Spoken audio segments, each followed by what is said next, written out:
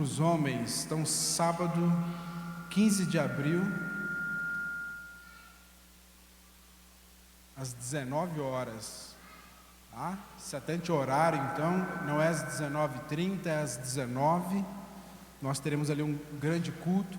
O culto vai ser aqui, nós vamos ter uma palavra, um momento para os homens. E após o culto, nós vamos ter um momento que vai ser aqui na Casa de Geração Samuel. Vamos ter um momento de comunhão ali. Então, convidamos todos os homens a estar com a gente. E principalmente, de repente, você trazer um visitante, trazer um amigo seu para ouvir uma palavra que vai abençoar ele, vai abençoar a casa dele, eu tenho certeza disso.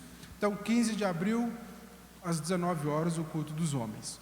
No dia 16 de abril, domingo, a nossa escola bíblica não vai acontecer aqui.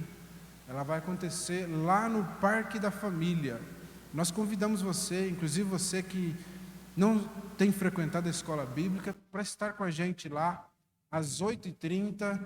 Nós vamos ter um momento ali com as famílias, né? O pessoal da geração está preparando algo para nós, e eu tenho certeza que vai ser muito bom. Nós estamos vivendo momentos difíceis, né?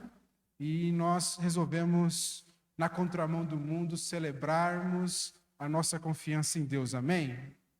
Amém? Nós celebramos a nossa confiança em Deus. Vai ser um momento muito bom ali. Cada família vai fazer o seu piquenique, vai ter ali o seu momento, e nós teremos algo muito, muito impactante ali, que é a comunhão no corpo de Cristo. No domingo que vem, dia 16, nossa escola bíblica vai ser lá então. E eu queria também passar já um aviso, né? Dia 10 de junho nós vamos ter nosso jantar especial para os casais. Vai ser algo muito bom, e o nosso convite é que você esteja com a gente lá.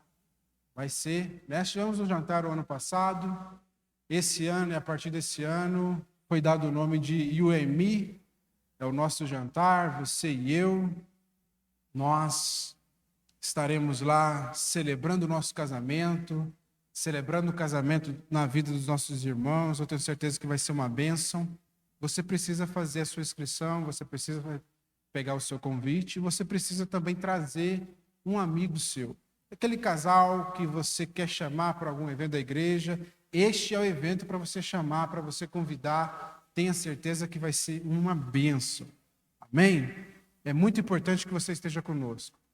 É um evento que é feito por nós, é um evento que vai ser feito com muita excelência, então participe conosco. Marcos 4, eu vou ler um verso só. Nós vamos conversar um pouquinho hoje a respeito de algo muito importante para nós cristãos. Podia até, né, passar o microfone para Yasmin, deixar ela pregar hoje. Eu acho que seremos muito, muito edificados. Quem sabe numa breve oportunidade ela ministra para nós no culto de quarta-feira. Marcos 4, eu vou ler o verso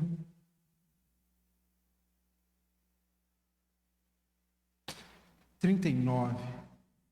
Não, só 40. Só 40, a gente não delongar muito. Marcos 4:40. Então perguntou aos seus discípulos: por que vocês estão com tanto medo? Ainda não têm fé? Então perguntou aos seus discípulos: por que vocês estão com tanto medo? Ainda não têm fé? É um texto que nós temos pregado, né? Nós nos propusemos pregar capítulo 4 inteiro. Já fizemos acho que 4 ou 5 pregações só sobre essa parte, que é a parte onde fala que Jesus acalma a tempestade. Cada uma dessas perguntas, aqui tem 3 perguntas. Uma pergunta dos discípulos, uma pergunta de Jesus e depois uma outra pergunta dos discípulos. Cada uma dessas perguntas, elas têm preciosidades muito grandes. E falamos, inclusive foi o tema da nossa última pregação. falamos a respeito de confronto, da necessidade do confronto. Porque aqui Jesus está confrontando os discípulos. Eu queria falar algo hoje, de repente é algo que você já sabe. De repente, eu tenho certeza que não vou falar nada de novo, mas por vezes é bom o arroz com feijão para nos mostrar, nos lembrar, trazer à nossa memória aquilo que pode nos dar esperança. Temos vivido um tempo onde Satanás tem tentado impregnar em nós o medo. Yasmin falando aqui, e eu até pensei comigo, porque é um tempo onde não é as crianças que precisam de fé, é nós adultos. Porque quem está entrando em parafuso somos nós. Quem está com tanto medo, quem está como Jesus, e Jesus coloca um contraponto aqui, né? Porque vocês têm tanto medo, porque ainda não têm fé.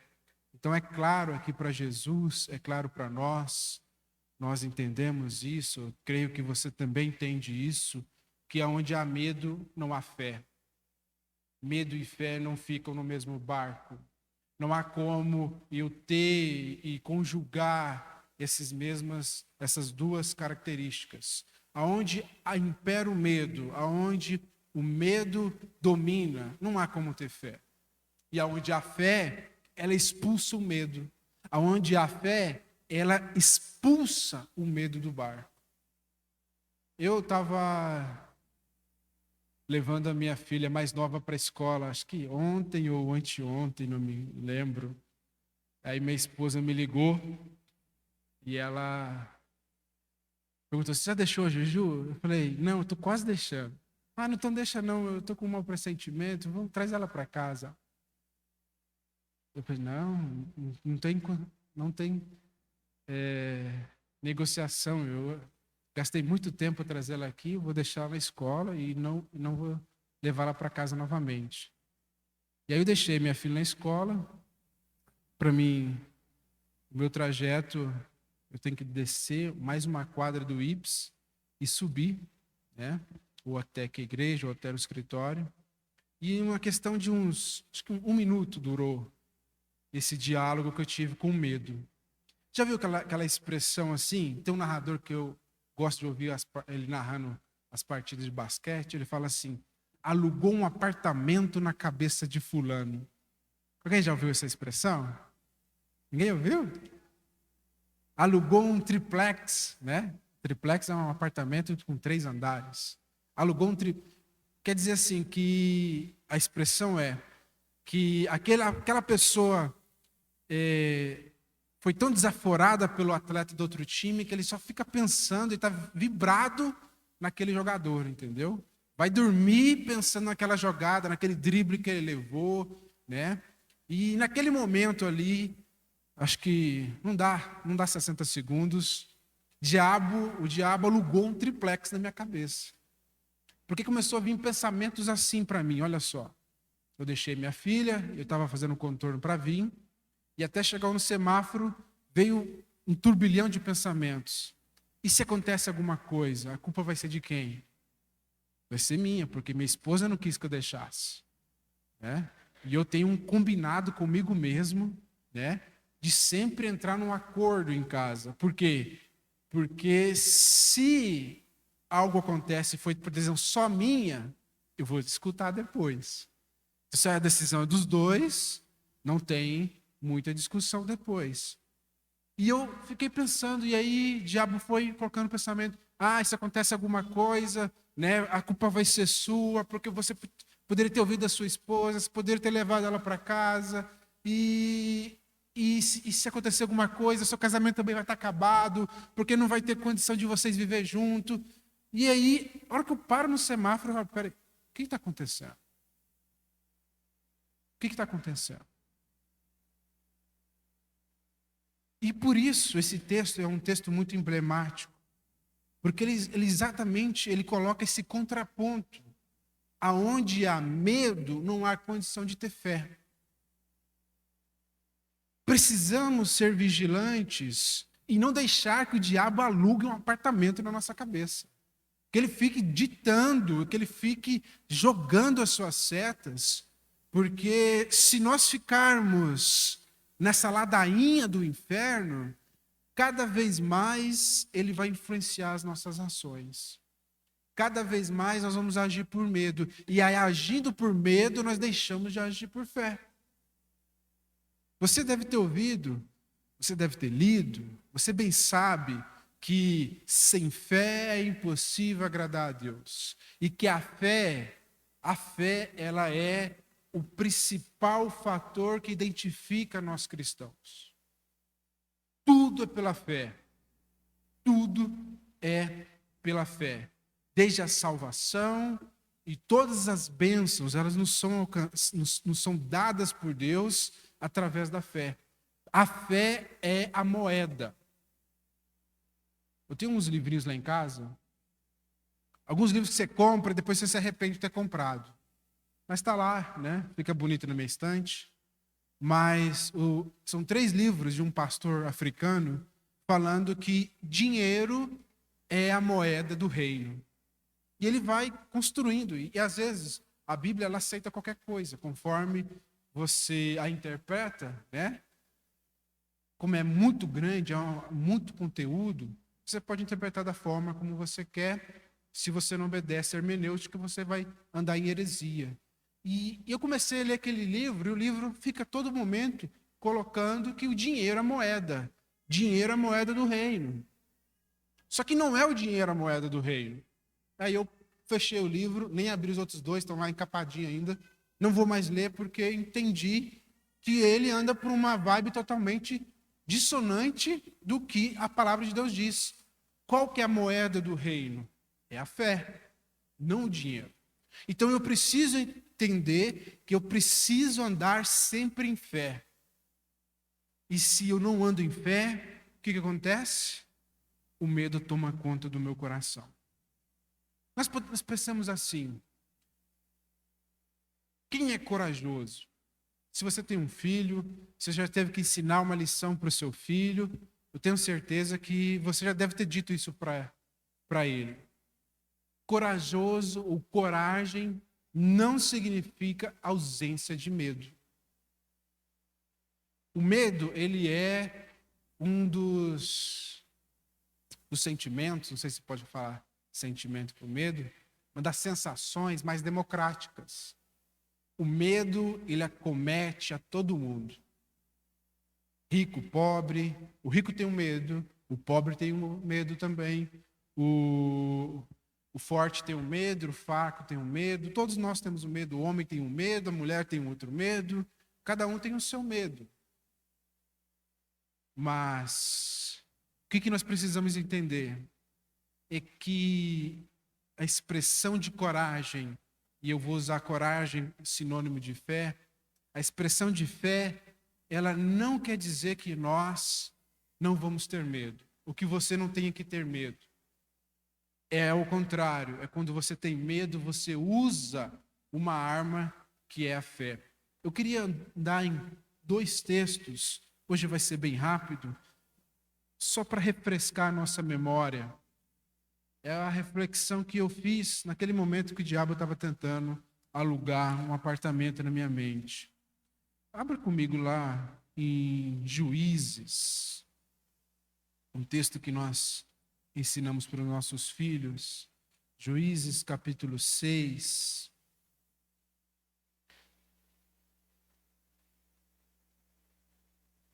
Vou ler a partir do verso 11, assim diz a palavra do Senhor. Juízes 6, 11.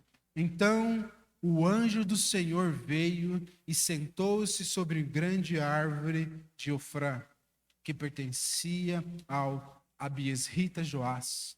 Gideão, filho de Joás, estava malhando trigo num tanque de prensar uvas, para escondê-lo dos midianitas. Então o anjo do Senhor apareceu a Gideão e lhe disse: o Senhor está com você, poderoso guerreiro. Não vou me demorar muito, você bem sabe que não é lugar de você malhar o trigo num lagar. O lagar é o lugar para você pisar as uvas, para você fazer ali a prensa das uvas, para você tirar o suco, para você fazer o vinho. É nítido aqui, e o texto vai falar mais para frente, que ele está fazendo isso porque ele queria se esconder dos midianitas. Naquela época, os midianitas vinham e levavam tudo. Levava a produção, levava a comida, tudo que eles tinham era levado.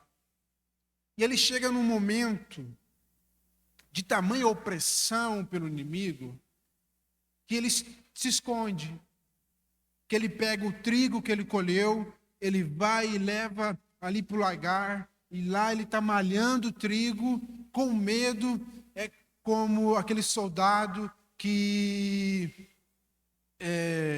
trabalha com uma mão, mas com a outra está a espada à mão. Ele estava, naquele momento, escondido, fazendo algo para proteger, para alimentar a sua família e todos aqueles que eram seus. Aí chega o anjo, olha só. Chega o anjo no momento que ele está escondido e fala para ele que ele é corajoso. Parece um contrassenso, parece que o anjo não estava lendo a situação de forma correta. Mas é que às vezes é nós que não vemos a situação de maneira correta. Às vezes nós olhamos e quando o medo tenta adentrar o nosso coração, nós passamos a olhar para a tempestade, passamos a olhar para a ventania e deixamos que aquela tempestade que está ocorrendo lá fora, ela entre para dentro do nosso coração. A pior tempestade é aquela que acontece no nosso coração. Quando aqui dentro está turbulento, quando aqui dentro, quando na nossa mente não está raciocinando bem, aí sim as coisas podem ir água abaixo. Mas o anjo, quando ele olha para Gideão, ele olha alguém corajoso. Por quê? Porque ele olha alguém que está, apesar das circunstâncias, trabalhando, apesar das circunstâncias, apesar de estar escondido, e a sensação dele é que ele estava fugindo, mas o anjo diz, não, você é corajoso porque você está enfrentando a situação. Você é corajoso porque você está... Você não está parado, você não está prostrado, você está agindo. E às vezes nós precisamos tentar identificar isso. Mesmo com medo, eu tenho que continuar fazendo. Ser corajoso não significa que não tenho nenhum medo. Ser corajoso não significa que eu sou inabalável. Ser corajoso é, mesmo tremendo, você pegar e ir. Você pegar e fazer. É você não se render à circunstância. É você não se render àquela sensação que tenta arrombar a sua mente e ocupar seu coração. Então, quando o anjo chega para Gideão, quando o anjo chega para nós hoje, ele está falando para nós, olha só, eu sei que você está com medo. E aí, medo, a gente pode colocar medo de várias coisas, né? É muito comum aquilo que está no momento tomar a nossa mente por assalto. Mas eu me lembro um tempo em que estava tendo muitos assaltos em Tangará nas casas. Então, para a gente chegar em casa, era sempre um ritual para podermos abrir o portão, entrar. Agora tem essa questão das escolas, dos nossos filhos. Mas o certo é que em todo tempo, o diabo vai levantar situações para nos colocar aprisionado, para nos colocar amedrontado, porque ele sabe que se você tem medo, você não age, se você tem medo, você não tem fé. Então eu estou te falando essa noite, olha só, ainda que você esteja com medo, não sucumba, enfrente. Gideão, ele é chamado de corajoso porque ele estava enfrentando, porque ele estava fazendo. E nós somos chamados também a fazermos mesmo em momentos em que parece que não há forças. Quando Deus diz para você não temas, né? Alguns estudiosos dizem que são 366 menções de não temas na Bíblia. Por que você acha que tem tanto não temas? Deus não joga a palavra fora. Deus não desperdiça tempo, Deus não desperdiça, ele é muito objetivo. Então, se tem 366 vezes não temas, é porque Deus considera que, por vezes, o medo pode tentar nos tomar. É porque Ele considera que, por vezes, podemos nos sentirmos amedrontados. E o que Ele quer é que, nesses momentos, nós nos lembramos que Ele diz para nós, não temas. Nesses momentos, Ele quer que nós nos lembramos disso. Não deixe o medo tomar o seu coração. Há um texto em João onde ele fala que o perfeito amor lança fora todo o medo. Há um texto também em Romanos, capítulo 8, onde o apóstolo Paulo fala que ele, Deus, não nos deu um espírito de covardia ou de medo. Nós podemos achegar a Jesus e clamar, Abba, Pai, Paizinho querido. É como aquele bebê que, diante de um medo, de um susto, ele corre para o seu pai e pede colo. Então, entenda. Você é chamado de corajoso naqueles momentos em que você enfrenta o seu medo. É naqueles momentos onde você diz e decide, eu não vou sucumbir, eu não vou deixar que Satanás governe a minha vida, eu não vou deixar que o inferno dite como que vai ser a minha vida. É muito pelo contrário, quem dita a minha vida, quem estabelece os planos para mim é Deus. E eu preciso andar pela agenda de Deus. Há um outro texto que eu queria usar, e a gente já finaliza a nossa reflexão dessa noite. 2 textos, que você bem conhece também, de repente você pode usá-los como seu devocional nestes dias, o seu texto de decorar, né? Não sei se você faz isso. Eu, por vezes, eu escolho alguns textos, eu tento decorar aquele texto, para o momento que eu precisar, ele está ali de fácil acesso na minha mente. E o Salmo 27, ele é um texto muito bom para termos sempre à mente. E o Salmo 27 diz assim, o Senhor é a minha luz e a minha salvação, de quem terei temor? O Senhor é o meu refúgio, forte refúgio, de quem terei medo? Quando os homens maus avançarem contra mim, quando os homens maus avançarem contra os meus familiares, quando os homens maus avançarem contra os meus amigos, quando os homens maus avançarem contra aqueles a quem eu amo, para destruí-los, eles, meus inimigos e meus adversários, é que tropeçarão e cairão. Amém? Nós precisamos ler a palavra de Deus e confiar na palavra de Deus e acreditar na palavra de Deus.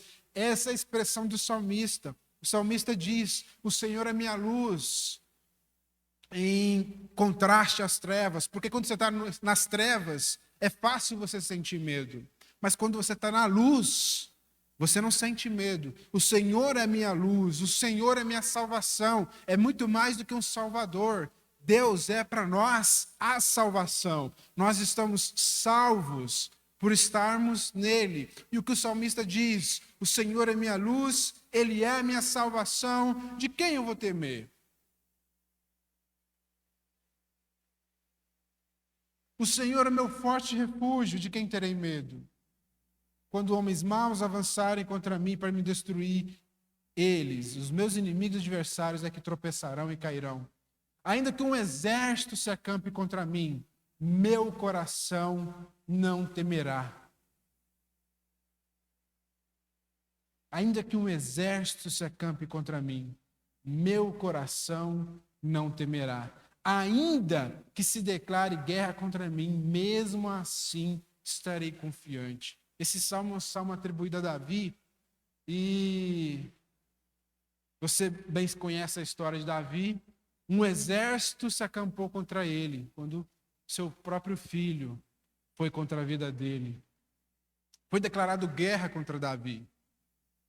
E o que é o mais importante aqui, que nós precisamos sempre ressaltarmos para nós, você precisa dizer para você mesmo, você precisa ser, em certo momento, seu próprio mentor, seu próprio pastor, seu próprio líder, porque quando você percebe que a sua mente está sendo tomada de assalto, quando você percebe que uma situação você pode estar perdendo o controle, você precisa dizer para você mesmo. Não há tempo para que você ligue para alguém, não há tempo que você espere de alguém. É você que deve dizer para você mesmo, assim como nós percebemos em todos os salmos. O próprio salmista, ele se aconselha, o próprio salmista, ele se recorda da bondade de Deus, da fidelidade de Deus, da proteção de Deus, e ele diz para o seu próprio coração se acalmar. Precisamos nos lembrar dessas verdades e cuidar para que a tempestade que está lá fora, ela não entre no nosso coração. Guardar o nosso coração, guardar a nossa mente, é uma das principais coisas que um cristão pode fazer. Olha o verso 4. Uma coisa pedi ao Senhor e a procuro. Então ele pede, mas ele não só pede. Porque olha só, quantos aqui querem, dons espirituais? Quantos aqui querem dons ministeriais? Quantos aqui querem dons, do Espírito? Quantas vezes nós não oramos, Senhor, me dá o dom de cura, Senhor, me dá o dom disso, daquilo, me dá o dom de profeta, me dá o dom de pastoreio, me dá o dom de mestre. Mas uma coisa é pedir, outra coisa é pedir e buscar. Muitas vezes nós pedimos muitas coisas para Deus. Nós pedimos para Deus, Deus, que eu tenha uma fé inabalável, que o medo não tome meu coração, que eu consiga vencer os meus desafios, E os medos são os mais variados. Tem pessoas que têm medo de falar em público, tem pessoas que têm medo de altura, tem pessoas que têm medo, sei lá, de qualquer coisa. O medo, ele sempre vai te impedir de acessar alguma coisa. Você não pode aceitar o medo. E aí o salmista diz, eu peço para o Senhor, mas não fica só no pedido, não fica só no culto daqui. Porque eu poderia aqui fazer uma oração e falar para você pedir ao Senhor, e você ia pedir ao Senhor, mas ele pede e ele busca. Então, todos os dias, aquilo fica na mente dele, ele faz os seus jejuns, ele pensa naquilo, ele faz as suas orações, ele pensa naquilo, ele se sacrifica por aquela causa. É isso que o salmista coloca aqui. Ele pede ao Senhor e ele procura que isso aconteça, ele faz com que isso seja um objetivo na sua vida. E o objetivo dele é que ele possa viver na casa do Senhor todos os dias da vida dele, para contemplar a bondade do Senhor e buscar a sua orientação no seu tempo. O desejo de Davi era pelo Deus e não pelas bênçãos. Ele queria era a presença de Deus, porque ele entendia que a presença de Deus, ela era essa orientação, ela era essa satisfação. E eu queria encerrar usando esse verso 4, com o verso 4 de um outro capítulo, que é do capítulo, acho que 34.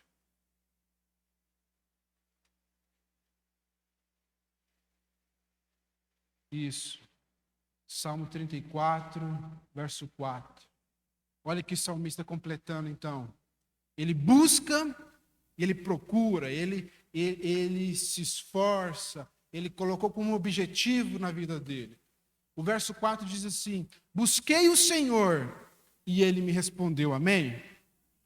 Todo aquele que busca, todo aquele que procura, todo aquele que bate, há uma certeza, porque se você procura com um coração desejoso de Deus, Ele não vai te deixar no vácuo, Ele não vai te deixar sem resposta. Deus responde a todos aqueles a quem o procura.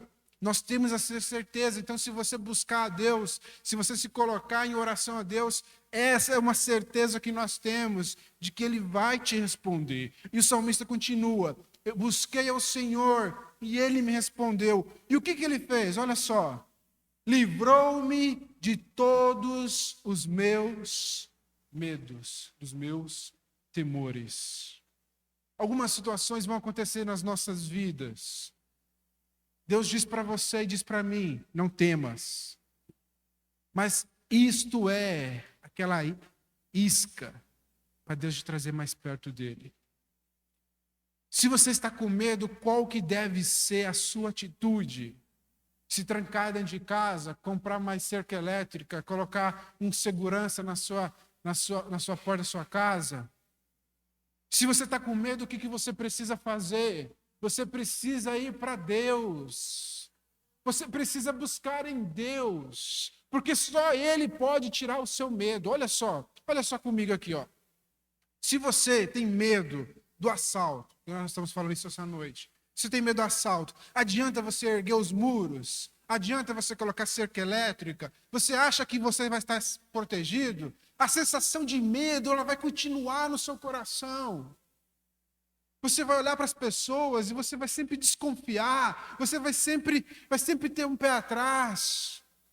Porque a segurança do mundo, ela é uma insegurança. Agora, se a sua segurança é Deus, ou se você busca ela nele, Ele pode te livrar de todos os medos. Todas as vezes em que sentimos medo, todas as vezes que eu sinto medo, e eu tenho muito claro isso na minha mente, o medo me impede de acessar alguma coisa que Deus quer me dar. Então eu não aceito o medo. Estávamos conversando aqui na escola bíblica, né? Eu sempre fui uma pessoa muito quieta, né? Falo pouco, né? Não sou muito extrovertido, mas desde muito cedo aprendi. E aí eu não tinha dificuldade nenhuma de apresentar trabalho, eu não tinha dificuldade nenhuma de fazer debates, de expor oralmente. E as pessoas olhavam, né? Achava até um contrassenso aquilo. Como é que você é tão quietinho, não abre a boca para nada, e a hora que tem que apresentar o trabalho, você fala tudo sozinho, Porque eu sempre entendi que o medo, ele me impedia de acessar aquilo que Deus tem para mim.